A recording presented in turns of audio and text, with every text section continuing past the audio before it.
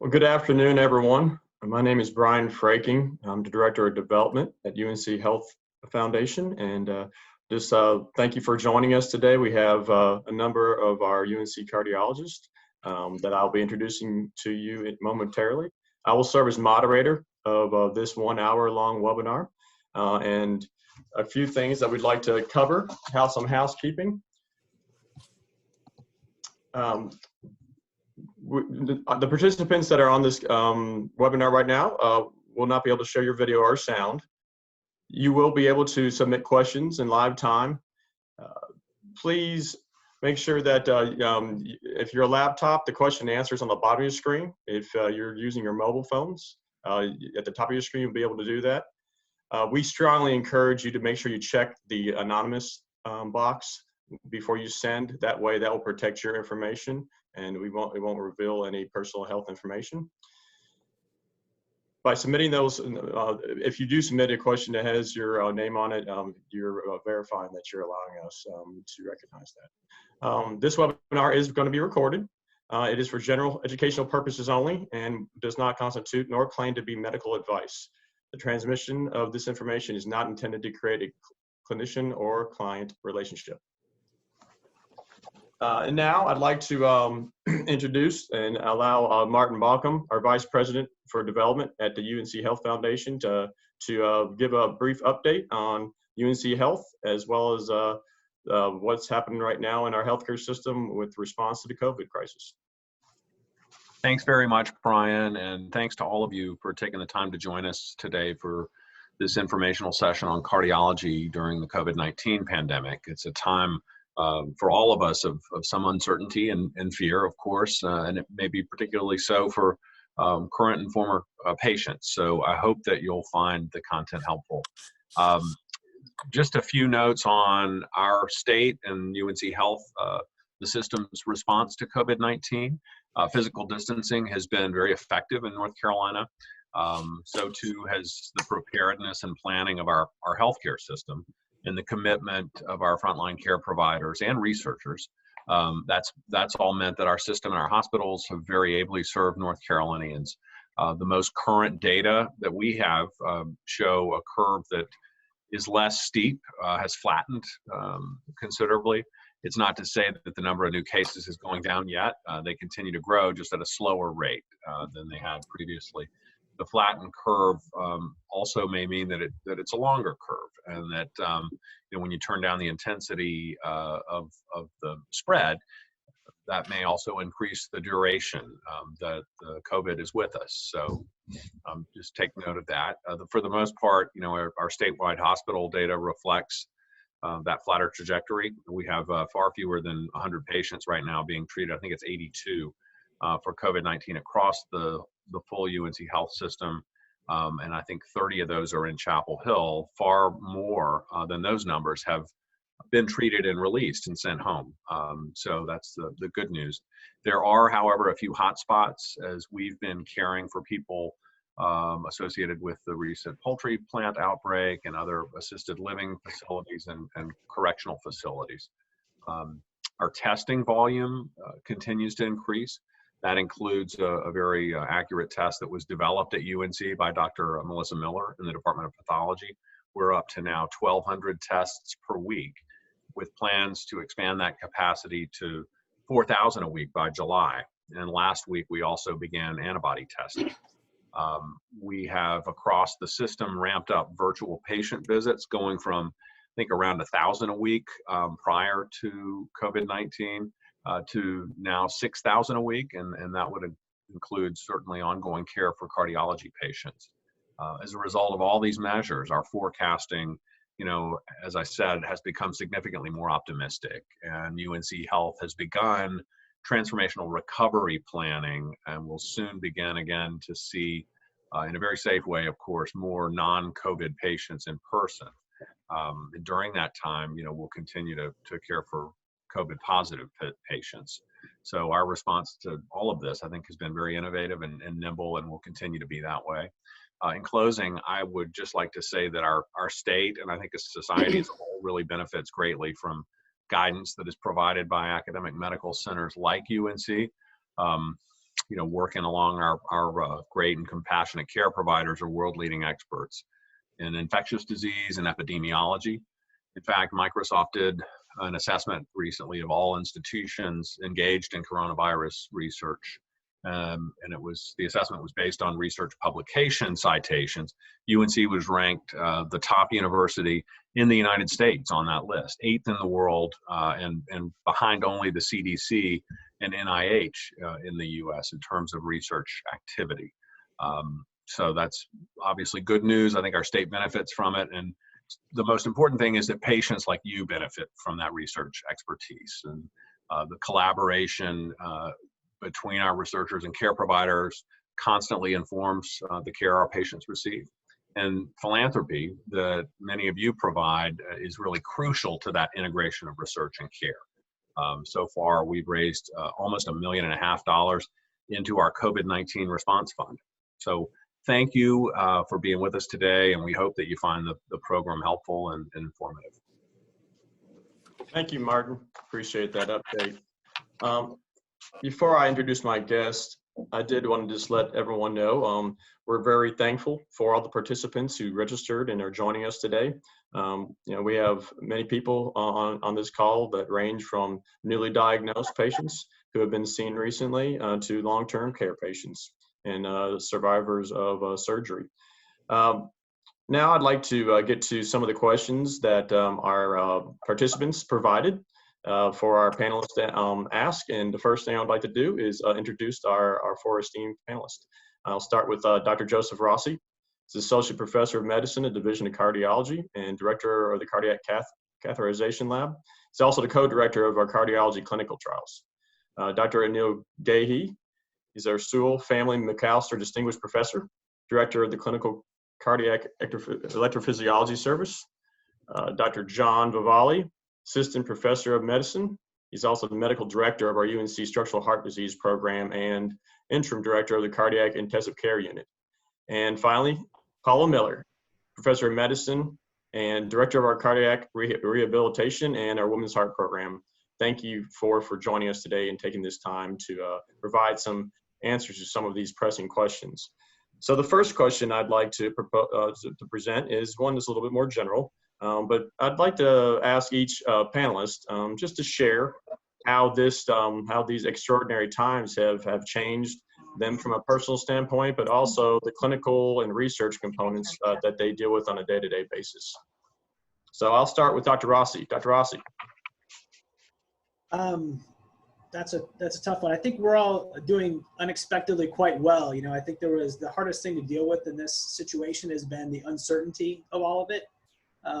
Everybody that does medicine for a living or went to medical school, we tend to be pretty sort of, left-brained individuals and try to be logical and analytical, and sort of being confronted with a situation where there's a lot of uncertainty really has been hard for most of us. I think, trying to deal with all the personal issues that come along with trying to figure out what you're going to do with your kids who are in school and your families and your parents and your grandparents and people that you care about, but then also trying to balance that with your professional life of trying to be where you need to be and taking care of your professional responsibilities is a challenge. And it's been, fortunately, I think we found it to be at UNC something that we've been able to deal with quite well, because we have been, I think, blessed by having, a healthcare system that has really sort of rose to the challenge of this pandemic in our local and regional community. Our ICU team is doing a fantastic job taking care of the COVID patients who come to the hospital, and we've had a lot of, really great, reassurance and really forward-thinking plans from our healthcare system to make sure that all the doctors are prepared. As cardiologists, we sort of play more of a supporting role in this, because even though we're seeing some of these COVID patients in the hospital as they develop cardiac problems, it's really our medical intensive care colleagues who are doing the bulk of the work, taking care of the really sick people.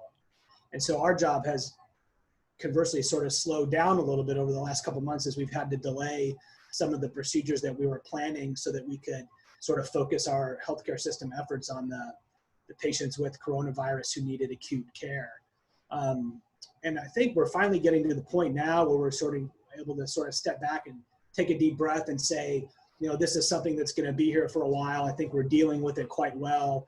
And we're finally now, I think just this month, getting to the point where we're sort of able to, confidently sort of move forward with our other programs, knowing that we can sort of walk and chew gum at the same time and take care of these sick patients as well as patients who don't have coronavirus who need care for other issues.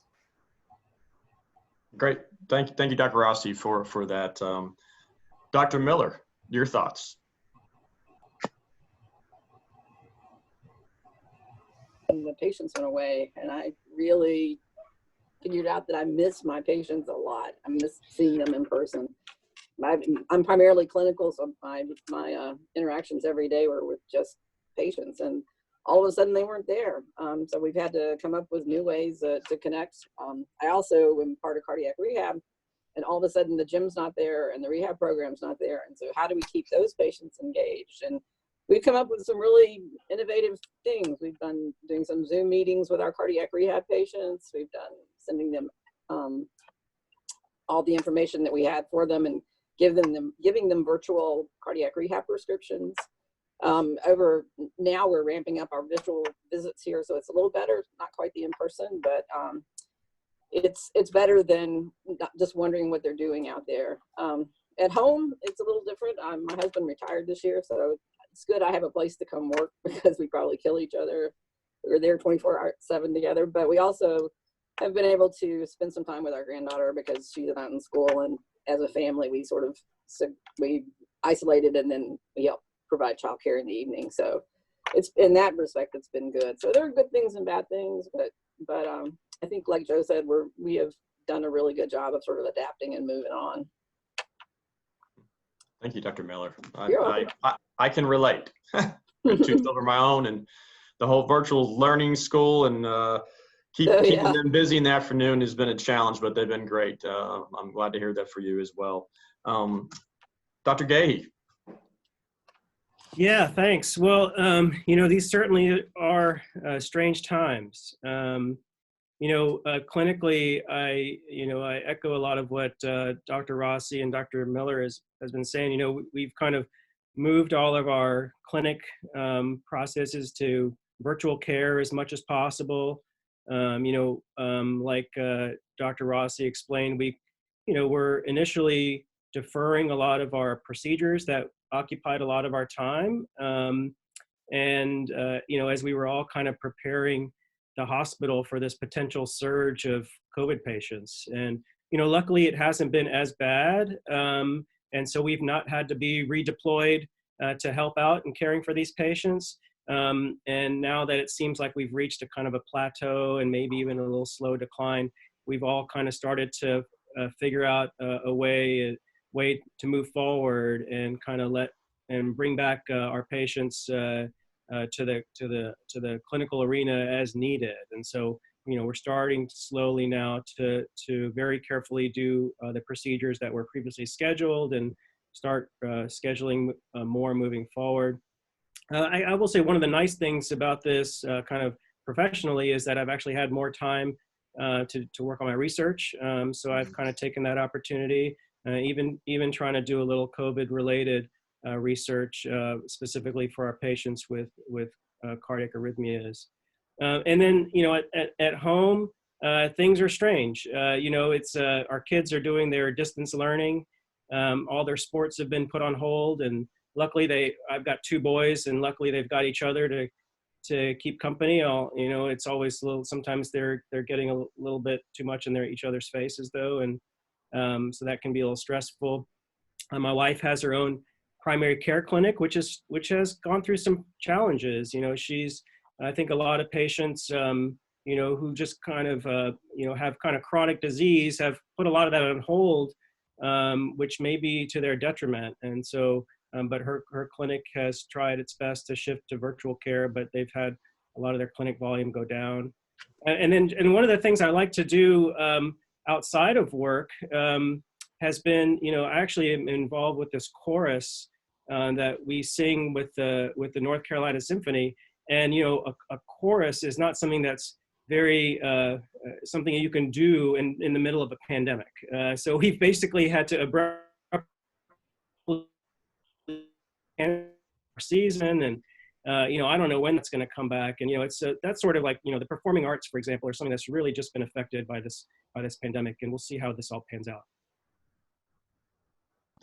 Thank you, Dr. Gehi. Dr. Vavalle. Yeah, thanks, Brian, and thanks for having me on this panel here today. My experience has been very similar to the others on our panel. Home life is very different now than it used to be. My children are also figuring out distance learning, and my wife, who's director of infection control and hospital epidemiology here at UNC, who's very, very busy at baseline, is now exponentially much more busy than she normally is, and that's added some extra stress at home. But everyone's doing well, and we're navigating this new territory just like everyone else.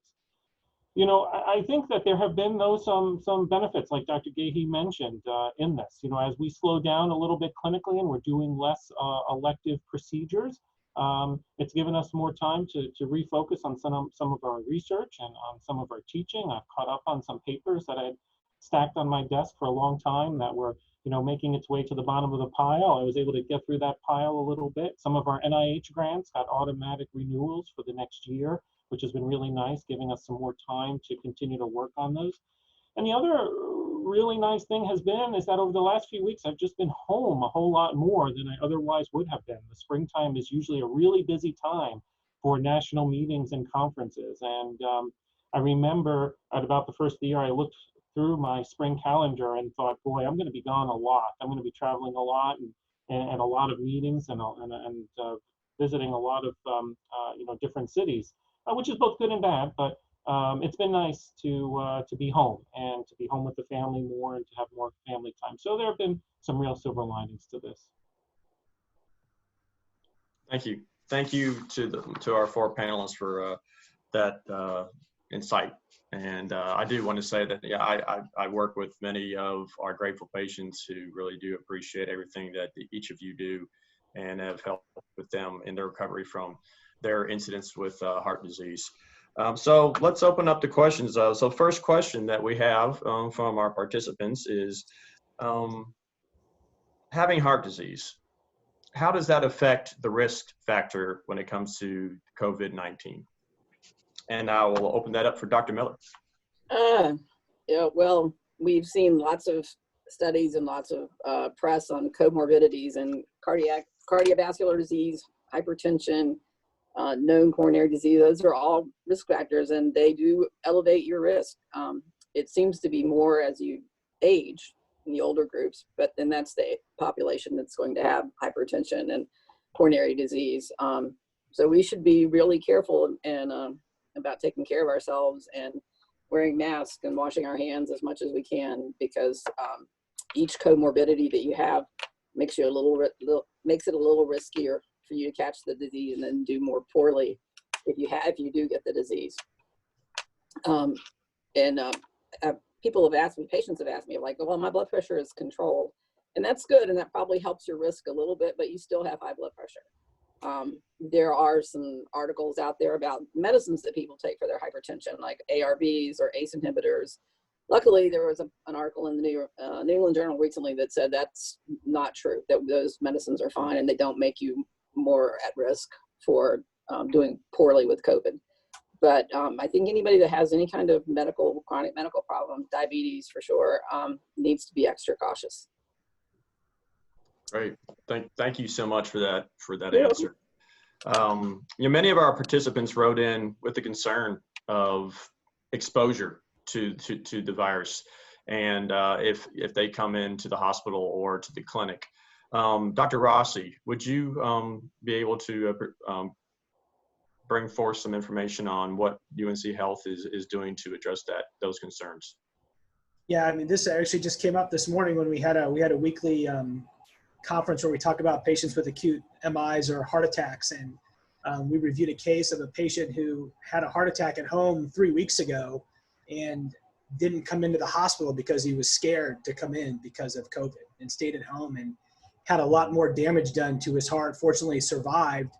And he's going to do okay, but had a lot more damage done to his heart than he would have if he would have come in like most people would when they have chest pain at home. And I do think it's incredibly important that we do reassure all of our patients that yeah, if you have an emergency medical condition, coming to the hospital is safe. And coming to the hospital is safe if you have a procedure that's scheduled. It's probably one of the safest places to be because of all the precautions that we take when patients arrive. When they arrive in the emergency room, they're met by people that are wearing masks that are already protected.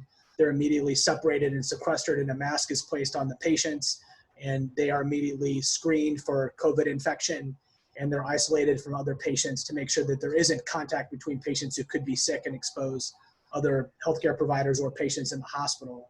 So the hospital environment is very safe for patients when they need to be here. Just like anyone, the biggest reason that we've tried to keep patients out of the hospital isn't so much because we're worried about them being here, but a lot of it's been because we're worried about having enough personal protective equipment available for everybody. And if we had done a lot of procedures on patients that were elective or could be delayed by a few months, we would potentially go through supplies of equipment that we need, and we don't want to be in a position where we run out of important equipment that we need to keep people safe.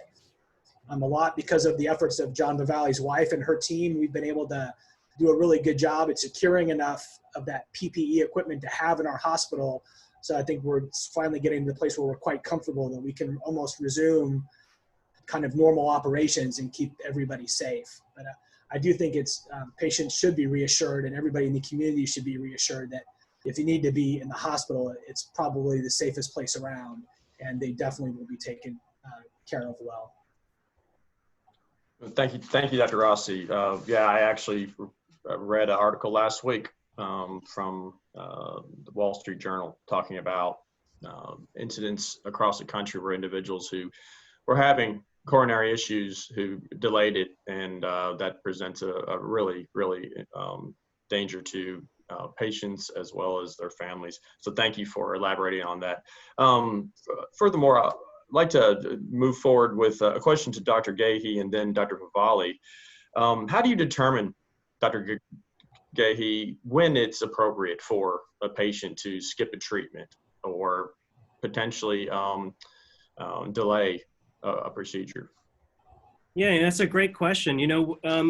When this whole issue came about with this pandemic, and we were asked to stop doing elective procedures, we went through this process of kind of looking through the types of conditions and procedures that we do and classifying them as procedures that should be done, within a week or within a month, or that could be delayed.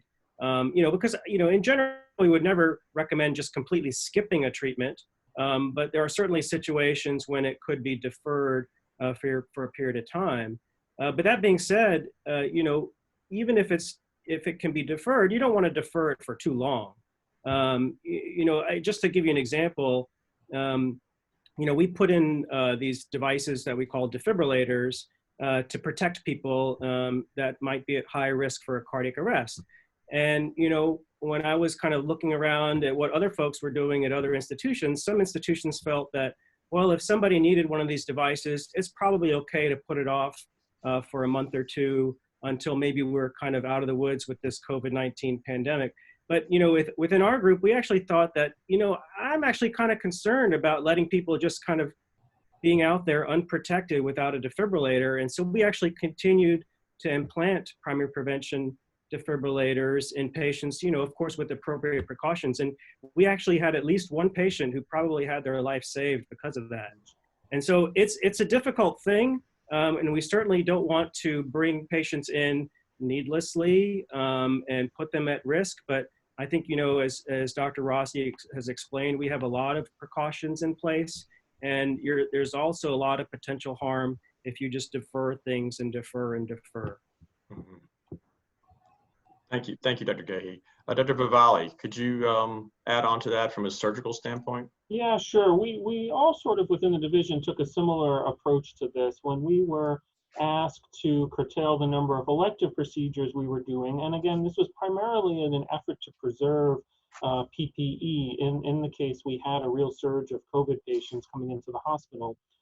We sat down and looked at our list of patients who were awaiting treatment with things like transcatheter valve therapies. As someone who spends a lot of time evaluating these patients with valvular heart disease, like aortic stenosis or mitral regurgitation, I had a number of patients who were really in queue and in line to get these therapies when the coronavirus pandemic first broke out. And so what we did was we took it on a case-by-case basis. We looked at the list of patients and called many of them on the phone, talked to them about the potential to still come in and have their procedure done. And we really prioritized them based on their symptoms and how acute we thought their situation was. And we continued to do transcatheter valve procedures throughout the entire pandemic. We did it obviously at a slower pace, first treating those who were most symptomatic, but realizing that these patients would not do well for very long if we put off their procedures indefinitely. And they realized that too. And I will tell you that the response from the patients was different than you might expect. I mean, some of these patients who are really symptomatic realized that they still needed this therapy, and despite the perceived risks of coming into the hospital in the middle of a pandemic, still absolutely wanted to come in and wanted us to schedule their patients as quickly as we could. And so, in partnership with our patients, we decided on a time frame that we thought was safe, that was acceptable to them and their families. And to be honest, from my perspective, one of the hardest things about this now has been the restrictions we have on visitors. So these patients come in and they're getting, what's a big procedure for them and a life-changing procedure for them. And we've had to, and I think it's the right thing to do, we've had to restrict the number of visitors and the number of hours visitors can be with these patients on procedure day. And that's probably been the hardest thing for me to witness, these patients coming in for procedures and not being able to have their loved ones with them for the duration of the hospitalization. Thankfully, UNC, unlike some other hospitals, has allowed visitors on the day of these procedures, on the days of their surgeries. And I think that's been really good. At least families can be with their loved ones on the day of their procedure. And hopefully we're getting these folks home in time. But that's where things like FaceTime and Zoom can play a role even in our patient rooms. So we've been innovative in trying to work around these constraints. That's great. That's really good to hear. Yeah, I can only imagine. I know when we've all seen our patients in those situations, having family around is really important. Dr. Miller, a question for you that came from one of our participants. You talked about virtual visits. Could you kind of go over what that entails? So if someone's their next visit is going to probably be a virtual telemedicine visit, could you just describe what that would be like? I think many of the folks on today would love to hear that. Sure. We have worked very quickly to make it very accessible for the patients, and I for one really like to see people in person and not just talk to them on the phone. There's a couple of ways that your doc can do a face-to-face with you that's HIPAA compliant, and one is through Epic, and it's an Epic visit. They set it up as an Epic video visit, and on your MyChart, you go into MyChart, and they've made it very simple for you to go to see how to do it. There's a little video camera that you can click on, and there's a couple of questions you have to answer, and then it puts you in a virtual waiting room. At the time of your appointment, they will give you a time and then I or whoever you're seeing would come in, enter the same room, and you would be looking at each other just like we are looking at each other on Zoom. There's another way that's a little more simple, that if you have a smartphone, either an Android or an iPhone, with Doximity, which is also HIPAA approved, and your provider will send you a text message that says, click on this link, Dr. Miller is waiting for you. You click on the link, and immediately we are looking at each other on our cell phones or our iPads or however you do it. It's very efficient, and I've had people do things like show me their ankles and show me their bellies, and one guy took me on a tour of his apartment.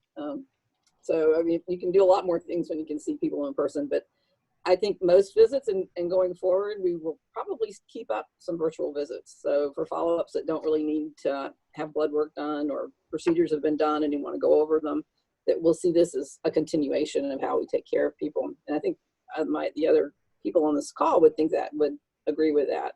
But it's we've made it very simple, and the teams behind us and the hospital have been working really, really hard to make it as easy as they can. And going from no virtual visits on March 16th to I had, in the last 2 days, I've had 24 virtual visits, of which 2/3 of them were video.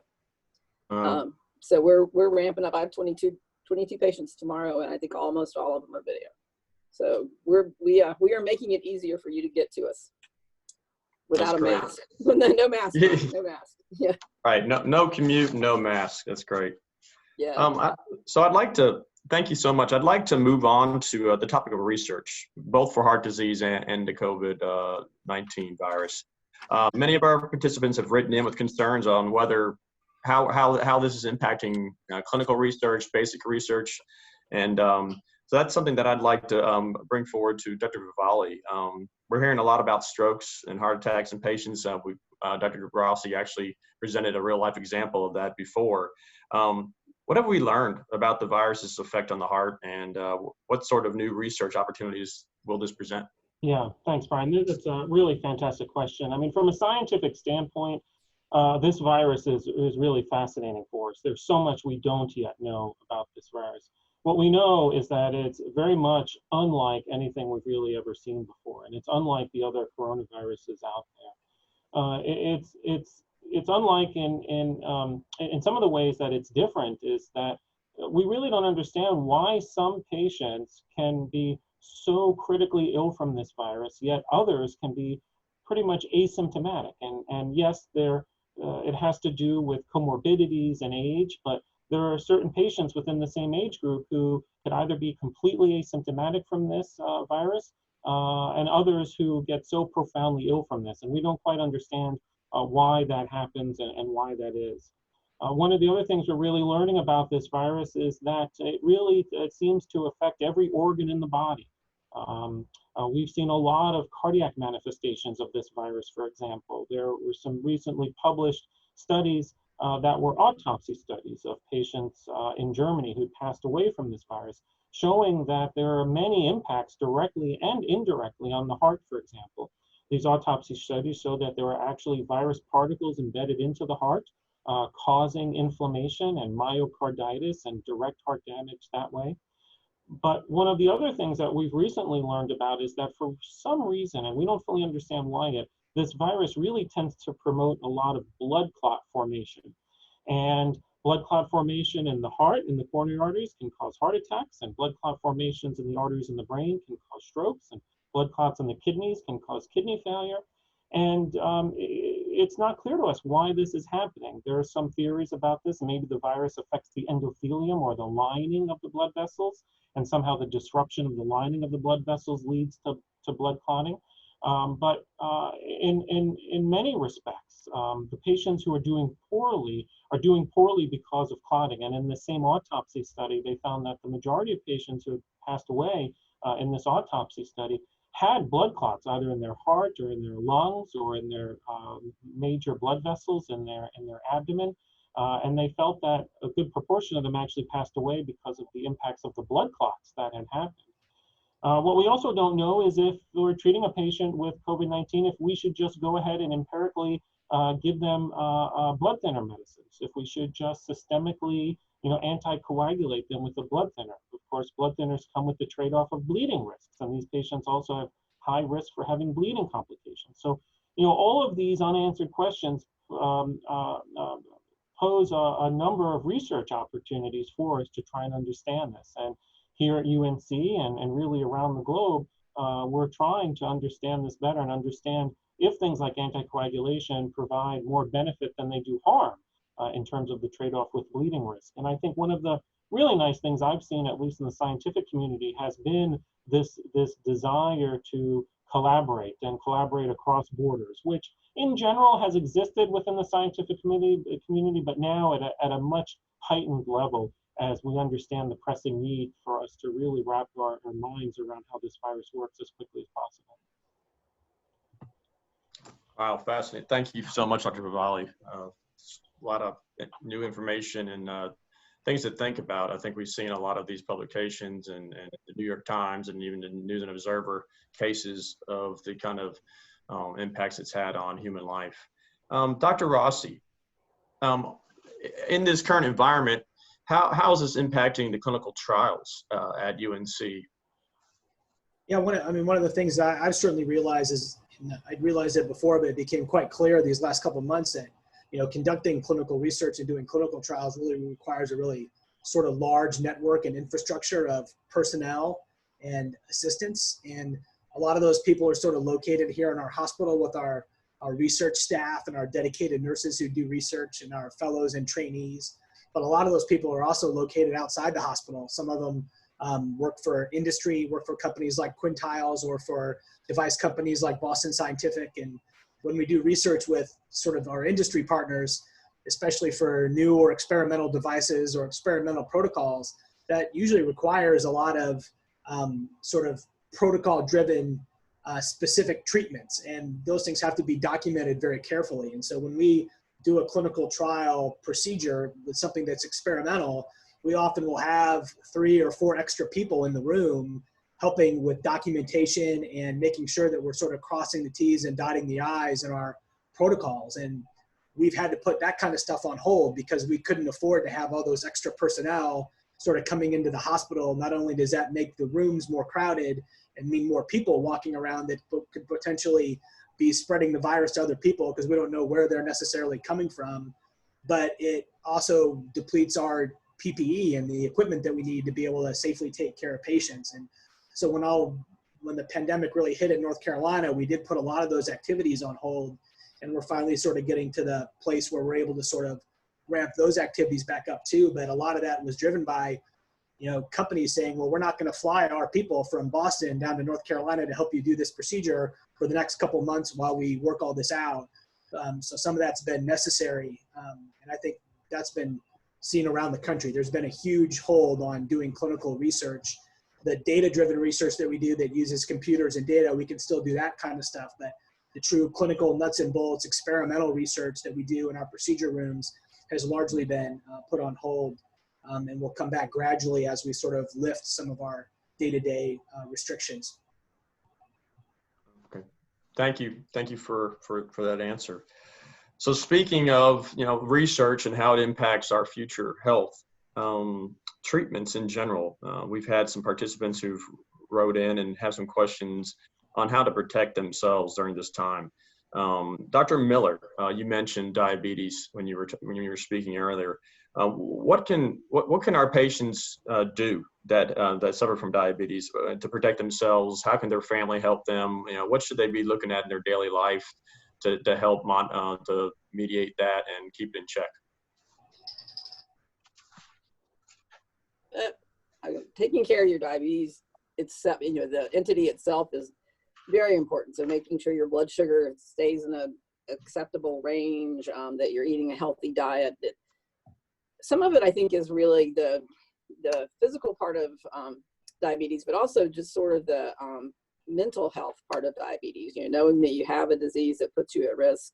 Mm-hmm. Try to figure out things that you can do that will help your mind. Go for a walk every day.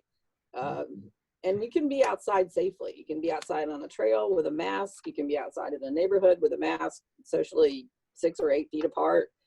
Doing things like that it'll actually help your diabetes because exercise helps your diabetes, but also it helps your mind sort of not be sitting there worrying about, oh, I've got diabetes and I'm more at risk for the COVID because I have that. So taking care of your whole self is important, but making sure that your blood sugar stays in a good range and that you're eating appropriately and not putting on the COVID-15 that people are talking about because you've eaten ice cream every night because you're stress eating.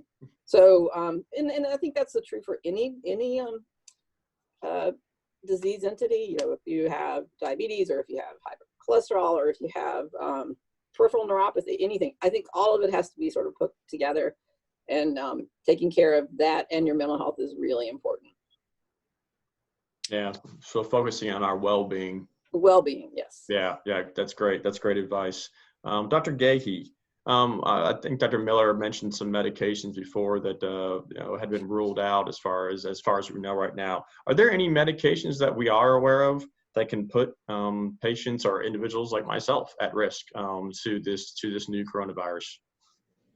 Yeah, Dr. Miller had mentioned, there was this initial concern with ACE inhibitors or angiotensin receptor blockers, medicines like lisinopril, losartan are kind of common examples. We're learning a lot more about coronavirus and COVID-19, and there was some concern about those drugs initially, but as Dr. Miller had mentioned, there have been some further analyses, and it's been shown that they're actually not harmful to be taking these medicines, and you're not going to be at higher risk for COVID-19 if you were to be taking them. And in fact, it's important that you take them, particularly because these are useful medicines for cardiac conditions, and stopping them can actually be harmful. Another medicine that there was some concern about are NSAIDs.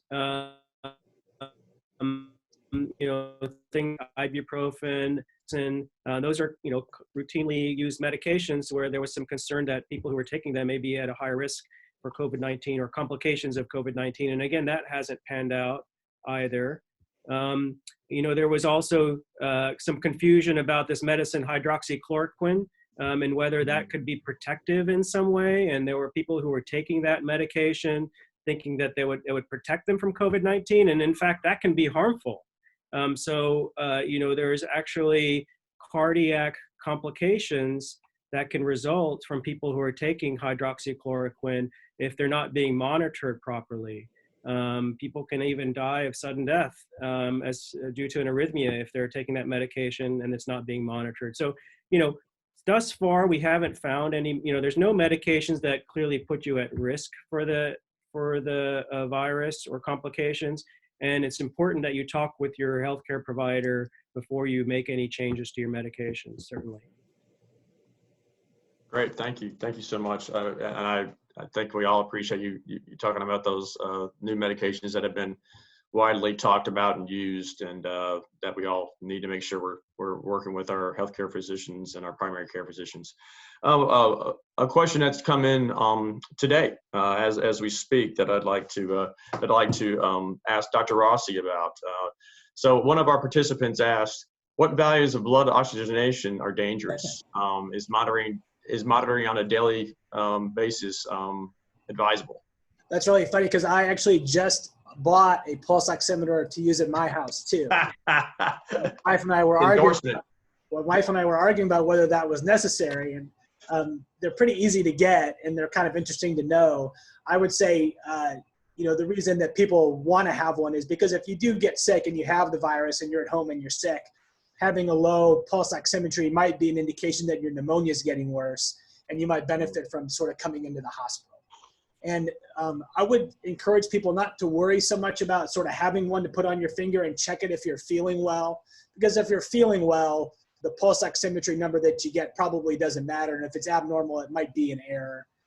But if you're feeling poorly, especially if you're short of breath, you probably need to seek medical attention anyway. And so the pulse oximetry number isn't really what's going to tell you whether you need to go to the doctor or go to the emergency room. What really should tell you whether you need to go and seek medical attention is how you feel. And if you feel sick and you feel short of breath at rest and you're having a hard time getting around and you're sick, well, then you need to get checked out. And no matter what that number is, it'll still be important for somebody to listen to your lungs and do an x-ray and do all those basic things that need to be done when you might have pneumonia, whether it's COVID or any other infection.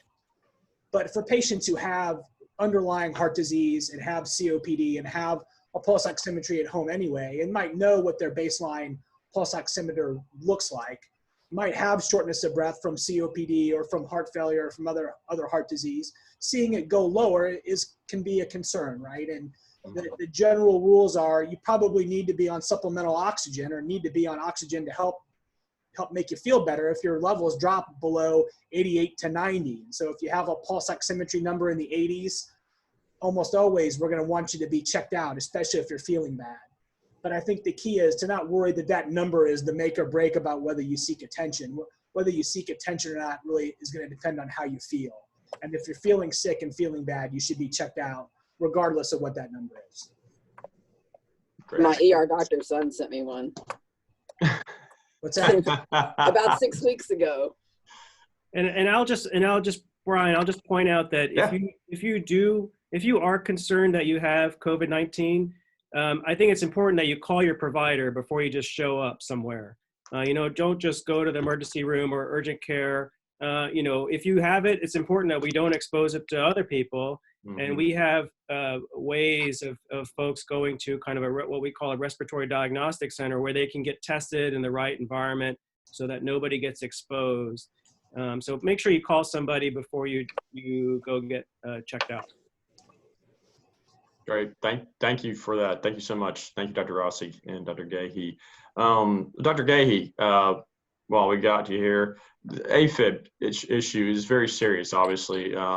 Millions of Americans have it. You mentioned that as we talked earlier. So arrhythmia and AFib, does that present a higher risk for individuals to this virus as far as its severity? Yeah, it's a great question. It's AFib itself, but AFib is usually in the company of other cardiac problems. People with AFib often will have things like hypertension, or maybe they have heart failure. They often will have other cardiovascular disease, and that certainly does put people at a higher risk if they were to get COVID-19.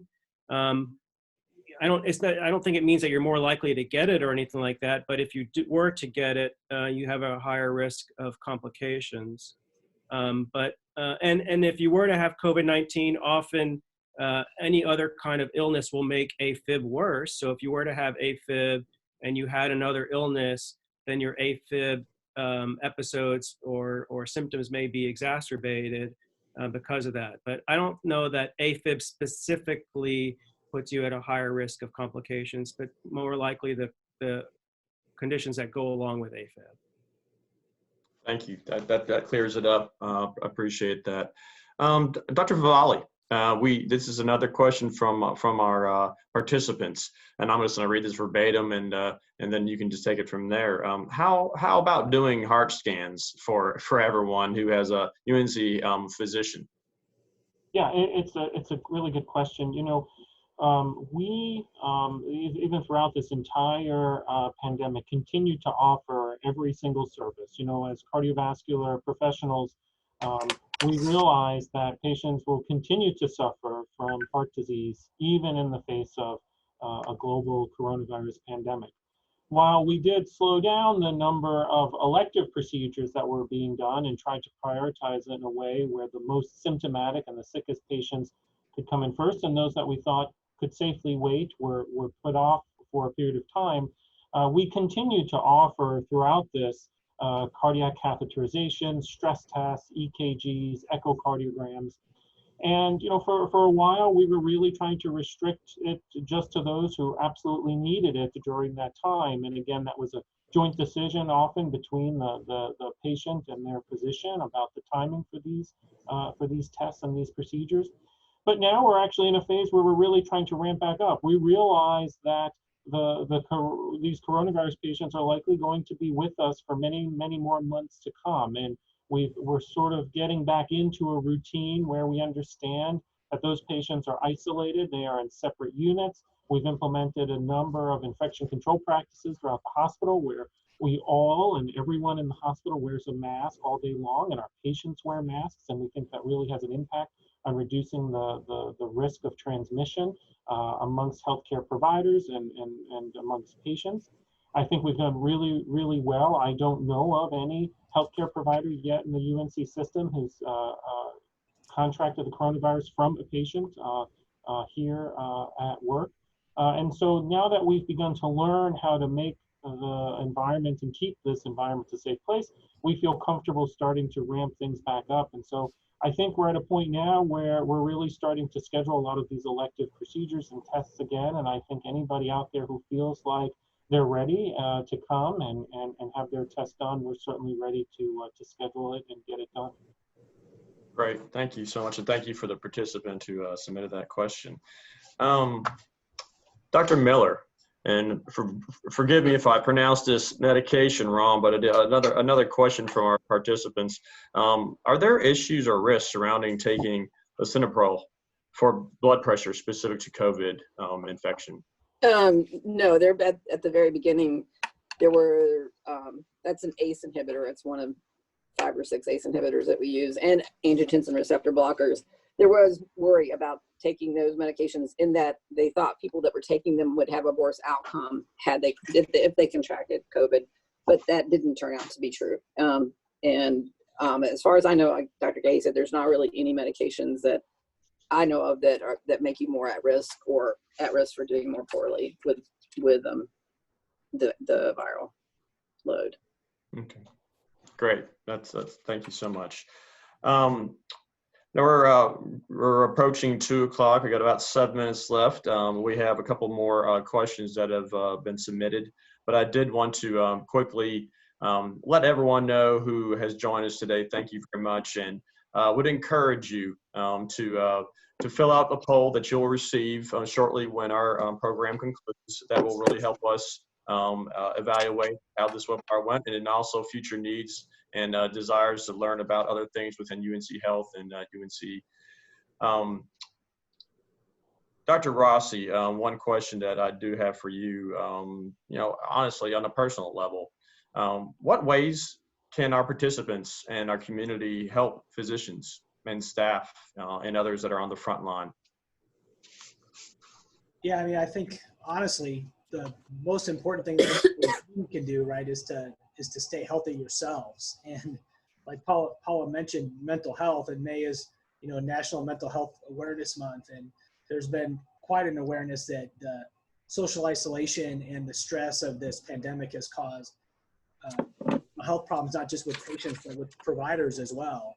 And, we worry about our patients more than anyone. And so the best way for our patients at home to help us is to stay healthy and stay out of the hospital. And that means taking your medicines and talking to your providers about your regular chronic health conditions, so that we make sure that we maintain excellent health for you at home, so that you don't have to be in the hospital and don't get sick to where you need to come in and have a procedure. And also, just like we always encourage everyone, is to really follow the guidelines that are out there, and listen to what our local public health officials and our government officials are telling us about how to stay safe at home. And also, because everybody, and I've seen the list of participants on the call, I mean, everybody on this call are leaders in our community, and the other members of our community really listen to you guys. And it's important for you guys to be encouraging everyone else to follow the guidelines, and make sure that people are aware that there's a lot of misinformation out there too. And sticking with accurate sources of information, listening to providers, and listening to trusted public health officials is really important, so that everybody stays healthy. And that's the best thing that you can do for us and for our medical community, for sure. Thank you, Dr. Rossi. Everyone else on the panel, did anyone else have any further thoughts on that, on helping our physicians and our nurses and everyone else? I think Dr. Rossi covered quite a bit of it, but just wanted to make sure I threw that out there. Anyone else, y'all had thoughts? Yeah, I agree with Dr. Rossi. I think mental health awareness during times like this is so important. And if you know anybody who you're worried about, or you're worried about somebody in your family, make sure that you reach out or that you talk to them about it, because people need to talk. There are some people, like the folks at Carolina Meadows, that are isolated in their apartment. They're the only person in the apartment. Just giving that person a call, if you're their friend, checking in with them. That's going to help mental health, and in turn help your other more medical problems as well. Great. I know I throw things every now and then. Yeah, that's a good way to vent. I did want to piggyback on what you were talking about mental health. One thing that I did want to share with our participants, Martin Balcom talked about our COVID response fund earlier. And one wonderful thing that has manifested itself out of the generosity of donors, like many of the people who are on this webinar today participating, is part of the proceeds, part of that $1.5 million has enabled UNC Health to activate a helpline, so to speak, for our healthcare workers. So for our physicians and nurses who are having a hard time and dealing with these things, that they can call this helpline, and it's staffed with UNC psychiatrists who can talk with them and just listen. So I just wanted to share that example of how powerful philanthropy can be and what kind of impact it has on our physicians and in their lives. So thank you for anyone who is listening today who made a donation to that. One last question as we wrap up today that I did want to throw out there.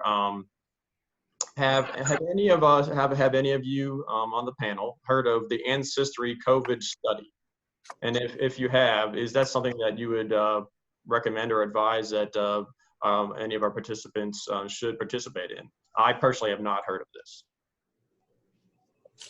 Is it Ancestry? Is that? Yeah, Ancestry COVID study. So I guess it must be in relations to the Ancestry company. Yes, I think, I mean, Ancestry just stores DNA, right? So you can send in a sample of whatever, so they can get a DNA bank, and then they can sort of match it with relatives. But then they also store all that data. So if you send them your DNA, then they have a set sort of, they have a file of your important genomic factors, and they know what genes you have in different chromosomes. And probably what that study is looking at is taking people who get coronavirus and see if there are genetic markers that make some people more likely to recover quickly, or conversely to not do as well if you get the coronavirus.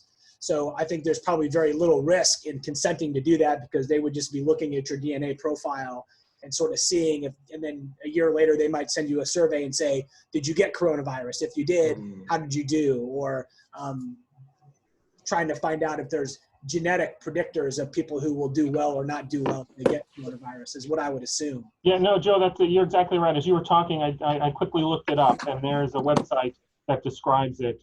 It's being run out of the company that runs Ancestry DNA. And for those folks who've already had their Ancestry DNA tested, they are being asked to complete a short survey about coronavirus. And then what they're going to go back and do is try and see if there are any genetic predictors based off of the results of the survey for those who contracted coronavirus and how they did with the disease itself. So for those who've already completed Ancestry DNA testing, they're going to be asked to complete a short survey, and then they're going to try and see, based on the survey results, if there are any genetic predictors for how people fare with coronavirus. So I think it poses little harm to participate. Well, great. Thank you so much. Unless you committed murder somewhere in the. Right, that's what they use it for now, for cold cases. So watch out. Well, I would like to thank our panelists for joining us today. Thank you so much. You're so busy and you do so many things for myself and for our community. Thank you so much for the expertise and the advice that you've lent today. And I would like to thank the participants who joined us today, and to hear more about how UNC is addressing the COVID crisis, and how heart disease is a big factor in that. If you would like to learn more information, you'll be receiving a follow-up email that'll have a couple links on it. One will be the UNC Health coronavirus information. You can learn more about the efforts there. And then also the UNC Health COVID Response Fund, as I discussed earlier, and the different things that how it helps our healthcare workers, it helps patient care, and it will help with the research that is being conducted right now to address this virus now and in the future. Well, that concludes today's program. Again, thank you so much for joining us, and please fill out the survey if you will. It shouldn't take you more than 30 seconds. And everyone have a great day. Take care and be well. Thanks for arranging this, Brian. It was fun. Thank you. Thanks. Thank you. Thank you. Thank you for all the Thank you so participants. much.